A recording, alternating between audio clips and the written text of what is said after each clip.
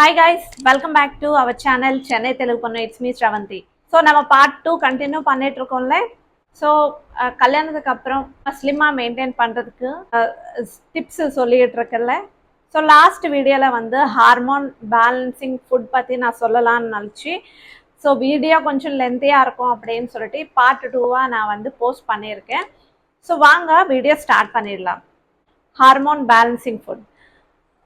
Hormone balance பண்ணுற ஃபுட்ஸில் வந்து first lean protein means lean ப்ரோட்டீன்னா இந்த ப்ரோட்டீனில் வந்து கேலரிஸ் கம்மியாக இருக்கும். இந்த மாதிரி ஃபுட் எடுத்துக்கோங்க. லைக் சிக்கன், எக்ஸ், அதே மாதிரி சின்ன சின்ன ஃபிஷ் இருக்கும்ல, இதில் வந்து லீன் ப்ரோட்டீன் இருக்கும். அதே மாதிரி லீஃபி கிரீன்ஸ், கீரை சம்மந்தப்பட்ட எல்லா லீஃபி வெஜிடபிள்ஸ் வந்து ரொம்ப ஹெல்ப்ஃபுல்லாக இருக்கும். Next nuts and seeds. நட்ஸ்னால் வால்நட்ஸ், பாதாம், அதே மாதிரி சன்ஃப்ளவர் சீட்ஸ், பம்கின் சீட்ஸ், இது எல்லாத்தையுமே ஸோ ப்ரோட்டீன் வந்து அதிகமாக இருக்கும். அதே மாதிரி இதில் வந்து விட்டமின் இ இருக்கும். விட்டமின் இ நீங்கள் ரெகுலராக உங்கள் டயட்டில் எடுத்துக்கிட்டிங்கன்னா நம்ம எப்போவுமே எங்கே தெரியும். நெக்ஸ்ட்டு ஹோல் கிரெயின்ஸ் சாப்பிடுங்க. வீட் கோதுமை, அதே மாதிரி ப்ரௌன் ரைஸ் சாப்பிடுங்க.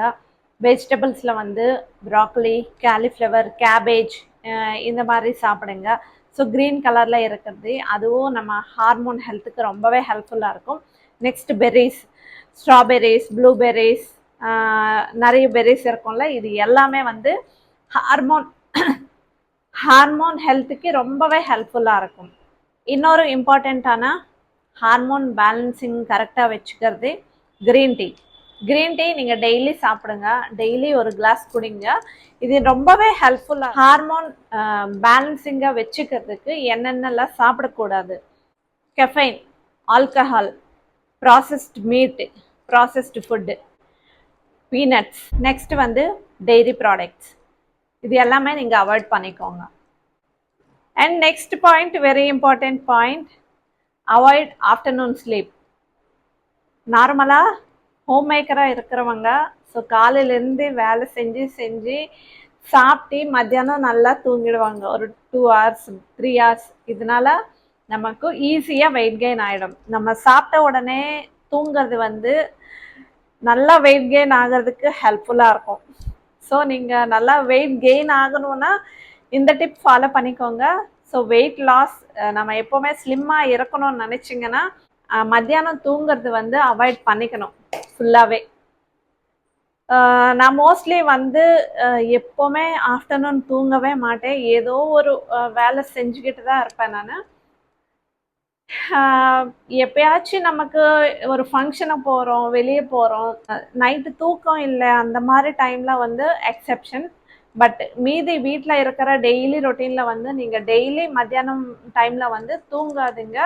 தயவு செஞ்சு நீங்கள் ஸ்லிம்மாக மெயின்டைன் பண்ணணும்னு நினச்சிங்கன்னா நீங்கள் மத்தியானம் சாப்பிட்டு தூங்குனீங்கன்னா உடனே வந்து வெயிட் கெயின் ஆகிடும். And next tip, communicate. எப்போவுமே நம்ம வெயிட் பற்றி, நம்ம வெயிட் கெயின் பற்றி, வெயிட் லாஸ் பற்றி உங்கள் பார்ட்னர் கூட டிஸ்கஸ் பண்ணிக்கிட்டே இருங்க. ஸோ அவங்களும் உங்களுக்கு ஒரு ஹெல்ப்ஃபுல்லாக வந்து நிற்பாங்க. உங்களுக்கு இந்த வெயிட் கெயின் ஆகாமல் அவங்க கொஞ்சம் ஹெல்ப் பண்ணுவாங்க.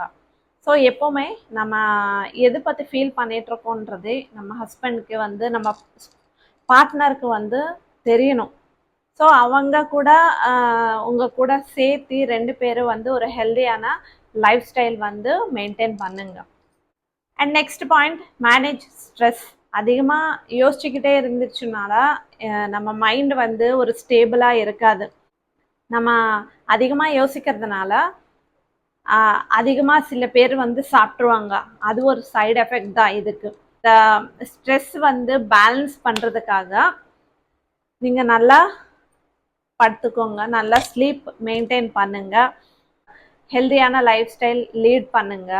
இன்னும் உங்களுக்கு இந்த ஸ்ட்ரெஸ் போகலை அப்படின்னு நினைக்கும் போதும் யோகா, எக்ஸசைசஸ் பண்ணுங்க. ஒரு சின்ன சவுண்டில் வந்து மியூசிக் கேளுங்க. அதே மாதிரி யோகா பண்ணுங்க.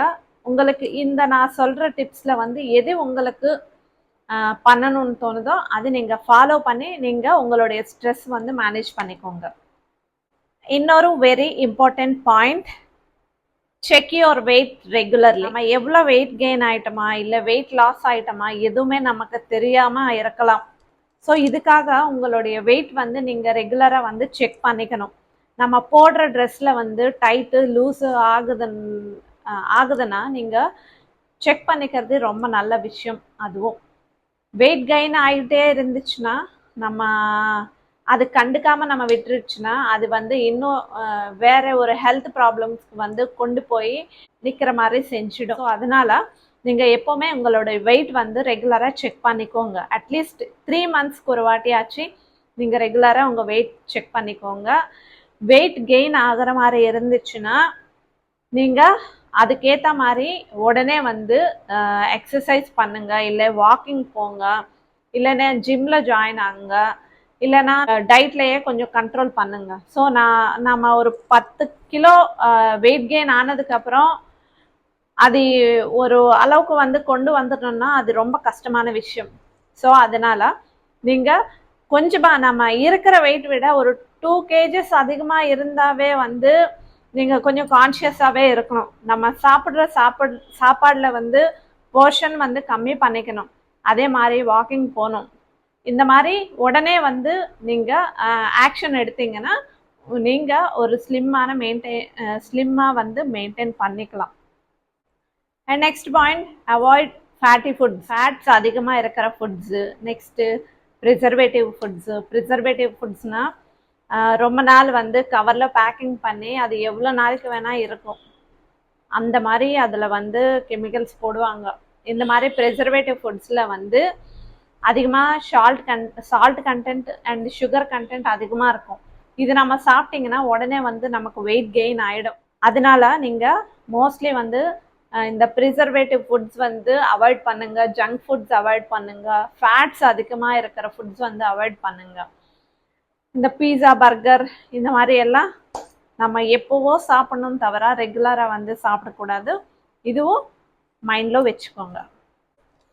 இந்த எபிசோடில் வந்து லாஸ்ட் அண்ட் ஃபைனல் பாயிண்ட்ஸ் எல்லாரும் சொல்கிற பாயிண்ட்ஸ் தான், ஆனால் ரொம்ப இம்பார்ட்டண்ட்டான பாயிண்ட்ஸ். நம்ம எல்லா வீடியோவில் வந்து நம்ம இந்த பாயிண்ட்ஸ் ரெகுலராக பார்ப்போம், பட் யாருமே ஃபாலோ பண்ண மாட்டாங்க.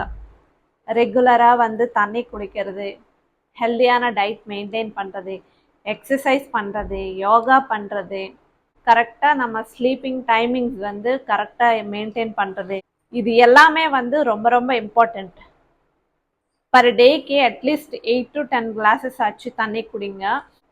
உங்களுடைய பாடிக்கு நீங்கள் எவ்வளோ வேலை செஞ்சாலும் சரி, நமக்குன்னு சில எக்ஸசைஸ் அட்லீஸ்ட் உங்களுக்காக நீங்கள் இன்ட்ரெஸ்ட் எடுத்துகிட்டு ஒரு 10 minutes ஆச்சு எக்ஸசைஸ் பண்ணுங்க.